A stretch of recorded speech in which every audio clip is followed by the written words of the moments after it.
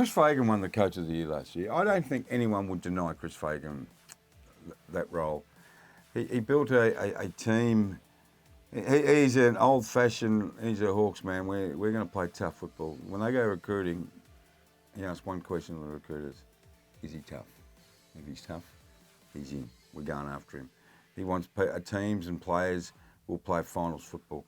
Now, if you look at the way Brisbane played last year, they were a high pressure, high intensity. You know, they had some depth in the midfield. They attacked. They played hard football. They got to the finals, and they went bang bang. One was a bad loss. The other one, they were both losses. One was a heartbreaker. Yeah, one was a heartbreaker, and the other one was Richmond took him to shreds. But he'll learn from that. Charlie Cameron, he started off full forward in both finals, and he got beaten up. That'll have to change. Charlie, we're going to have to rely on Hipwood. They've got a couple of players, if they want to take the next step.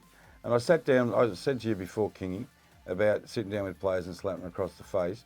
I think a couple at the Lions need to be shaken up to say, now listen here, what do you want out of your career? You're a good player, but for you and for us to win premiership, you've got to become a great player.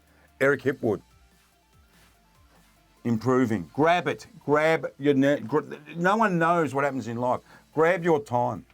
Start to influence games much, much bigger. You know, we look at Brisbane and smile. McInerney, we smile. We smile at Charlie. No, you look at Charlie.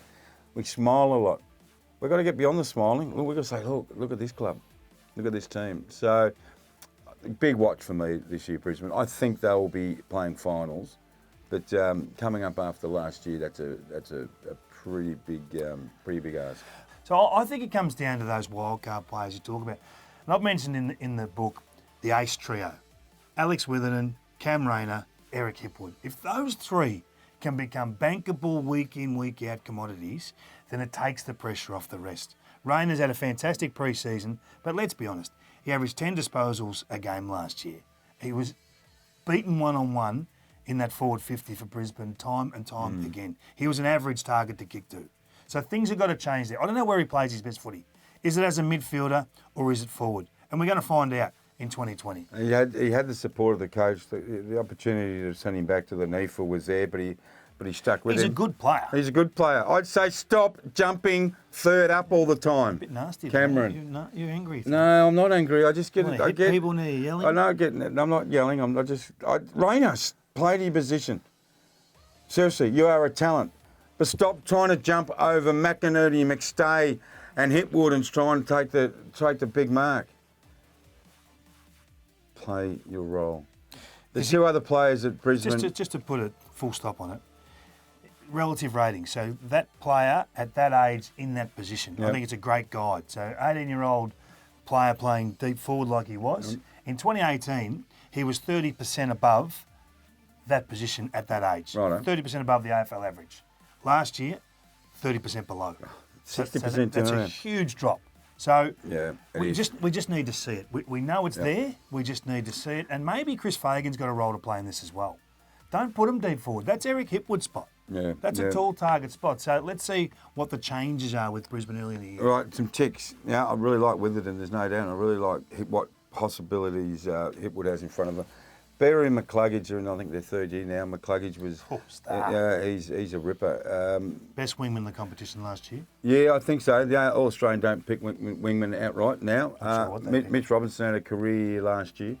He's a real barometer when it comes to the pressure. There's any player in the competition who applies pressure like Mitch Robinson done when he's near the ball. But they've got some really good kids. Steph Martin is an issue in the sense of he's 32 now, maybe. I'm 33, maybe even.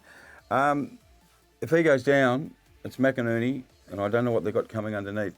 So they need a lot to go right, but I reckon they've got a good grasp on the game. You want to play us? We're going to play hard football. And that's hard to do, but they won 16 games last year. They've got good grounding. They need some individuals to now start, just improving. I think Calamar Chi and Grant Birchall are not the answer.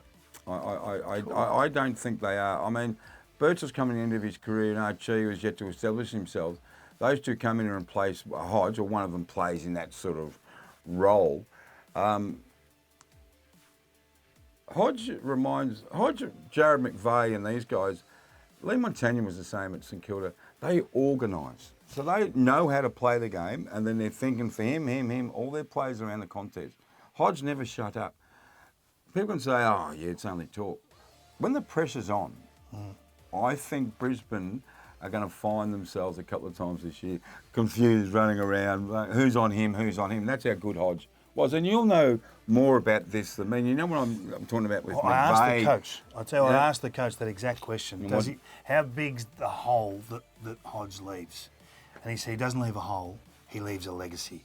And I reckon that's absolutely what you want to hear if you're a Brisbane Lions fan, that he's educated these young kids that you can't switch off. You've got to concentrate for 120 minutes. And concentration's a skill we don't talk about. But it's a challenge for some younger players, but they're not all younger players anymore.